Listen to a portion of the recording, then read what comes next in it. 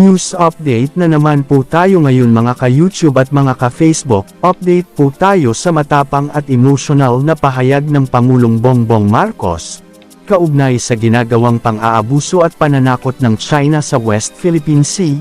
Narito po ang mga impormasyon na atin na namang nakalap, kalakip ang mismong pahayag ng ating Pangulo. Hindi hahayaan ng gobyerno na maagaw ng sinuman ang kahit nakatiting na bahagi ng mga teritoryo ng Pilipinas sa West Philippine Sea, kaya't ipagtatanggol ito ng naaayon sa international law. Ito ang inihayag ni Pangulong Ferdinand Marcos Jr. sa kanyang pagdalo sa ASEAN-Australia Special Summit Leaders Retreat sa Melbourne, Australia, nitong Miyerkules, March 6, 2024.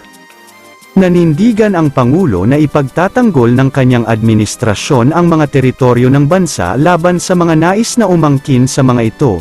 It is thus my government's position that we will not yield an inch of our sovereign territory, as we are committed to defending our rights within the parameters recognized by international law, sabi ng Pangulo. Binigyang diin ng Presidente na mayroong responsibilidad ang bawat bansa na protektahan at sumunod sa batas at iwasan ang paggamit ng armas. Marapat lamang aniya na sundin ng mga bansa tulad ng Pilipinas, ASEAN at Australia, ang responsibilidad at manatiling tapat sa hangaring kapayapaan tungo sa kalutasan at kapayapaan sa rehiyon.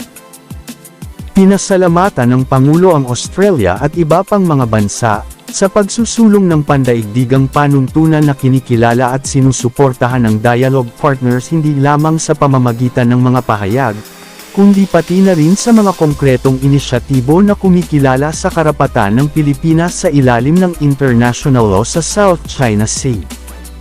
Narito po ang mismong pahayag ng ating Pangulong Bongbong Marcos sa LOWY Institute sa Melbourne, Australia. Pakinggan po natin. The Philippines, of course, understands that widening geopolitical polarities around the world and the sharpening strategic competition between the People's Republic of China and the United States of America have become a reality permeating the regional strategic environment. But we caution against overemphasizing this reality. Such undue emphasis tends to subsume the legitimate rights and interests of countries like the Philippines, Australia, and other ASEAN member states into the interest of the so-called major countries, as if we are mere pawns with no strategic agency. It also obscures our judgment. It distracts us from calling out aggressive, unilateral, illegal, and unlawful actions for what they are: attacks against the rule of international law and the principles of the Charter of the United Nations. Indeed, there are those who sometimes justify such provocations under the pretext of geopolitics and mischaracterize the remedies availed of by the aggrieved as mere tactics in this grand strategic game. If we are to successfully navigate the treacherous waters brought about by this recent geopolitical flux, we need to clarify and we need to have foresight. The future of this region will be shaped not by one or two, but by many actors, and they will each demand that their voices be heard individually and collectively, as indeed they should be.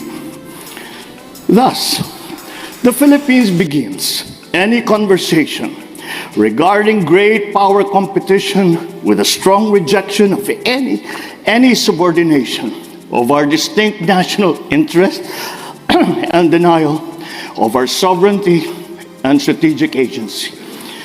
Ladies and gentlemen, we acknowledge the undeniable importance of the People's Republic of China and the United States of America,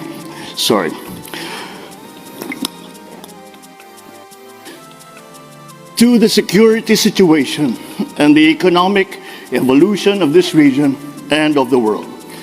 We must deal with both of them constructively.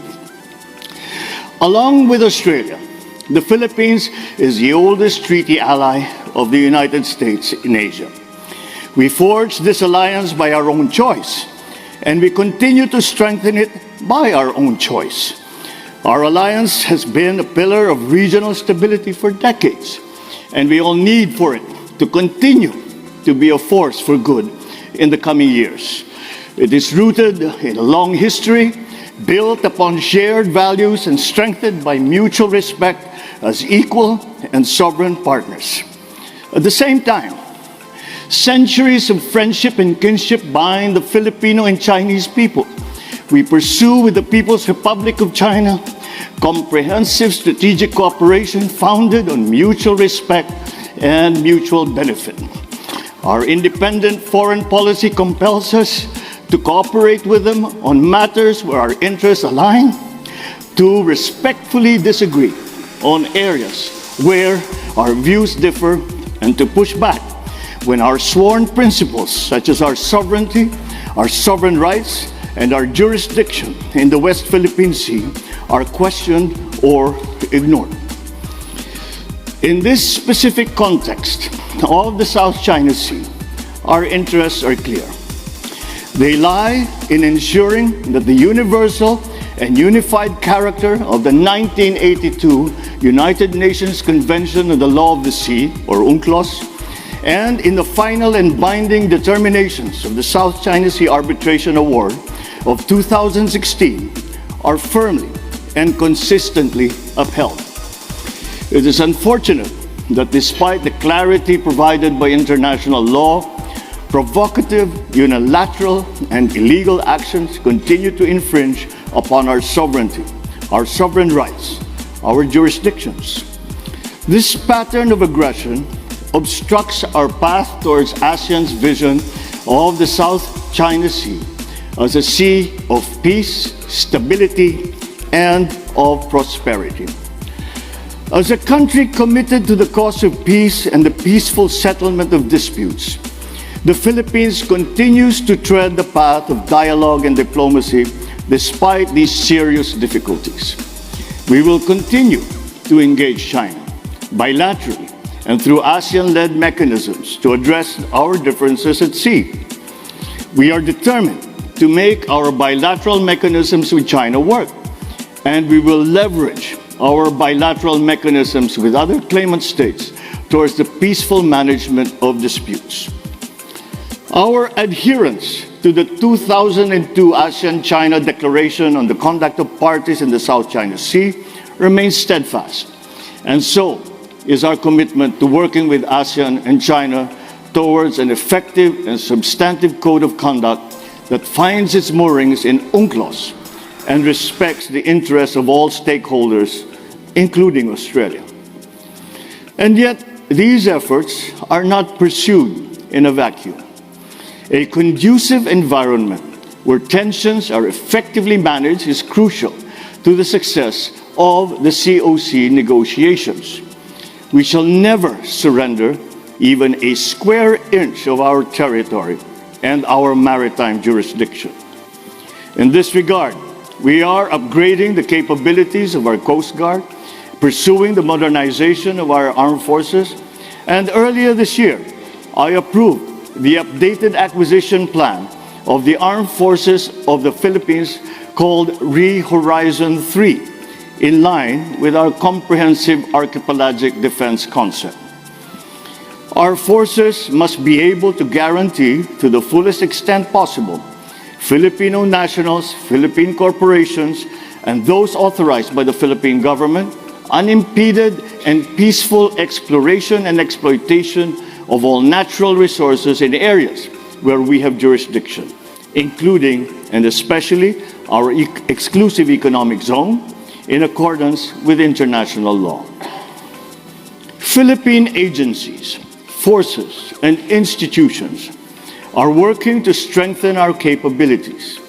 We are on the front line of international efforts to preserve, defend, and uphold the rules-based international order, the same platform from which the post-war Asian economic miracles took off, and upon which the continued prosperity of countries like Australia relies. Ano po ang masasabi ninyo sa naging pahayag na ito ni Pangulong BBM, mga ka-YouTube at mga ka-Facebook? Dapat nga kayang putulin na ang pagiging magkaibigang bansa ng Pilipinas at China kung hindi pa rin sila titigil sa panggugulo. Comment nyo po ang inyong saloobin. Kung nagustuhan nyo po ang videong ito, paki-like and share na lang po, at kung hindi pa po kayo nakasubscribe sa aming channel at naka-follow sa aming page, pa-subscribe at follow na lang din po. Paki-click na rin po ang notification bell para updated po kayo sa susunod pa nating mga balita. Maraming salamat po sa panunood at suporta. All the glory belongs to our Lord Jesus Christ. God bless us all.